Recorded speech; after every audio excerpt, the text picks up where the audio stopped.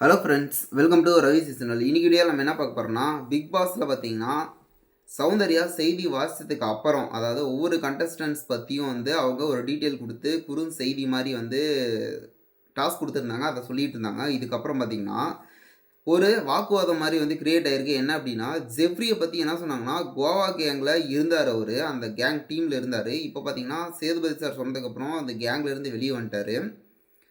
இப்போ என்னன்னா, அந்த கோவா கேங்க்கும் எனக்கும் சம்மந்தமே இல்லாத மாதிரி சொல்லிட்டு இவர் ரியாக்ட் பண்ணது எனக்கு பார்க்கவே சுத்தமாக பிடிக்கல. ஏன் அப்படின்னா, அந்த கோவா கேங்கில் இருக்கிற எல்லாருமே தப்பானவங்க மாதிரியும், ஜெஃப்ரி அதிலிருந்து தப்பிச்சு வெளியே வந்த மாதிரியும் பவித்ரா கிட்ட ரியாக்ட் பண்ணிலாம் சொல்லிட்டு இருக்கிறாரு. இதில் இன்னொரு ட்விஸ்ட் என்னன்னா, சூப்பராக செஞ்சுட்டீங்க சௌந்தர்யா அப்படிங்கிற மாதிரி சொல்லிட்டு சௌந்தர்யா கிட்ட ஜெஃப்ரி சொல்லிட்டு எல்லாமே கூட்டம் கலைஞ்சி கிளம்பி போகிறாங்க. அப்புறம் பார்த்தீங்கன்னா, அங்கே தட்டு கழுவுற இடத்துல போயிட்டு ஜெஃப்ரி எல்லாத்துட்டையும் கூப்பிட்டு என்ன சொல்லிட்டு இருக்காரு அப்படின்னா, அந்த கேங்கை ஒரு கிரின்ஸு கேங்க அப்படிங்கிற மாதிரி சொல்லிட்டு சௌந்தர்யா சொல்லிட்டு இருந்தாங்க. இப்போ பார்த்தீங்கன்னா அந்த கேங்கில் இருந்துக்கிட்டு வெளியே போயிட்டு அப்படிங்கிற மாதிரி என்ன சொல்லிட்டு இருக்காங்க அப்படிங்கிற மாதிரி சொன்னோன்னே, இதில் என்ன நடக்குது அப்படின்னா, இருக்கிற வரைக்கும் ஓகே, வெளியே வந்துட்டால் நம்ம என்ன வேணால் பேசலாம் அப்படிங்கிற மாதிரி சொல்லிட்டு ஜெஃப்ரி பேசுகிற மாதிரி எனக்கு தோணுது.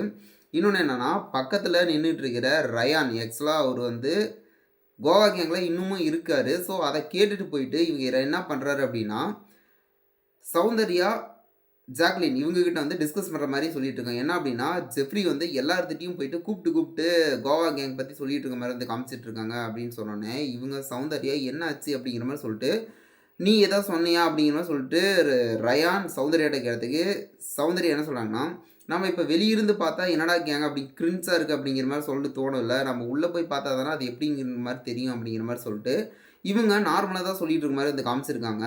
இதை பார்த்தீங்கன்னா ஜெஃப்ரி தப்பாக சொல்லி இது பண்ணிகிட்டு இருக்க மாதிரி போயிட்டுருக்கு. இதுக்கப்புறம் பார்த்தீங்கன்னா சௌந்தர்யா அவங்க போயிட்டு இவங்கக்கிட்ட கேட்பாங்களா, இல்லை இது கேட்க மாட்டாங்களா அப்படிங்கிற மாதிரி தெரில. செம்ம ட்விஸ்ட்டாக வாக்குவாதம் க்ரியேட் ஆக போகுதுன்னு மட்டும் நல்லாவே தெரியுது. இன்னொரு பக்கம் பார்த்தீங்கன்னா ஜெஃப்ரி பவித்ரா கிட்ட என்ன சொல்லிட்டு இருக்காங்க அப்படின்னா, இப்போது நீங்கள் நம்ம 2 பேர் பேசிகிட்டு இருக்கோம், நீங்கள் போயிட்டு என்னை பற்றி அங்கே ஏதோ சொன்னீங்கன்னா நான் நம்ப மாட்டேன். ஏன் அப்படின்னா எனக்கே தெரியும் இவங்க சொல்லுவாங்க சொல்ல மாட்டாங்க அப்படிங்கிற மாதிரி சொல்லிட்டு எனக்கு தெரியும், நான் யோசிப்பேன் அப்படிங்கிற மாதிரி சொல்லிட்டு இவர் மென்டாலிட்டி பற்றி சொல்லிகிட்டு இருக்கிறாரு. ஆனால் கோவா கேங்கில் இருக்கிறவங்க எப்படி அப்படின்னா, யாராவது சொன்னால் அப்படியாப்பா அப்படிங்கிற மாதிரி சொல்லிட்டு நம்பிடுவாங்க, எதை சொன்னாலும் அப்படிங்கிற மாதிரி சொல்லிட்டு சொல்லிட்டு இருக்கிறாரு. ஆக்சுவலாக கோவா கேங்கில் இவர் இருந்தனால தான் இவர் இந்தளவுக்கு ஸ்டெப் பை ஸ்டெப்பாக வந்திருக்காரு அப்படிங்கிறது சொல்லிட்டு அவரும் மறக்கவே கூடாதுன்னு சொல்லிட்டு நான் நினைக்கிறேன். நீங்கள் நினைக்கிறீங்கன்னு மறக்காமல் கமெண்ட் பண்ணுங்கள். இந்த கோவா கேங் இல்லைனாவே ஜெஃப்ரி எப்படி ஒரு எல்லாத்துக்கூடையும் மிங்கிள் ஆகிருக்க வாய்ப்பே இல்லை. ஏன்னா தனியாக தான் இருந்திருக்கும். இப்போ இண்டிவிஜுவல் ப்ளே அப்படின்னு சொல்லிட்டு ஒன்று க்ரியேட் பண்ணி ஓடிட்டுருக்கிறாரு. ஆனால் கோவா கேங் இருந்தனால தான் இவரது சூப்பராக பர்ஃபார்மன்ஸ் எல்லாரோட சப்போர்ட்டும் கிடைச்சதுன்னு தான் நான் நினைக்கிறேன். ஓகே ஃப்ரெண்ட்ஸ், இந்த வாக்குவாதத்தில் பார்த்தீங்கன்னா ஏதோ ப்ராப்ளம் சௌந்தர்யாவுக்கும் ஜெஃப்ரிக்கும் க்ரியேட் ஆகுமா, இல்லை இப்படியே நார்மலாக முடிஞ்சிருமா அப்படின்னு சொல்லிட்டு தெரியல. வெயிட் பண்ணி பார்ப்போம். இதில் இன்னொன்று என்னென்னா, கோவாவுக்கு என்னை கூப்பிட்டுட்டே இருக்காங்க அப்படிங்கிற மாதிரி சொல்லிட்டு ஜெஃப்ரி கேட்டு சொல்கிறாரு பவித்ரா கிட்ட. பவித்ரா உடனே என்ன சொல்கிறாங்கன்னா, நீ போகிறதுனா போ, ஜாலியாக தான் இருக்கும், அது மட்டும் இல்லாமல் நான் கூட பே பண்ணுறேன், அமௌண்ட் தரேன் அப்படிங்கிற மாதிரி சொல்லிட்டு ஜெஃப்ரிக்கு பணம் தர மாதிரி சொல்லிகிட்டு இருக்காங்க. இல்லை அதெல்லாம் ஒன்றும் பிரச்சனை இல்லை, எனக்கு போகவே இன்ட்ரெஸ்ட் இல்லை, யார் யார் கூட போகணும் அப்படிங்கிற மாதிரி சொல்லிட்டு ஒரு இதுவே இல்லையா அப்படிங்கிற மாதிரி சொல்லிட்டு இருக்கிறாரு. கோவா கேங்கில் இருக்கிறப்போ போகலாம் அப்படின்ட்டுலாம் பிளான் பண்ணுறப்பெல்லாம் சைலண்ட்டாக இருந்தவர் இப்போது விஜய் சேதுபதி சார் திட்டினோடனே வெளியே இப்படி பேசுகிறது நல்லாவே இல்லை.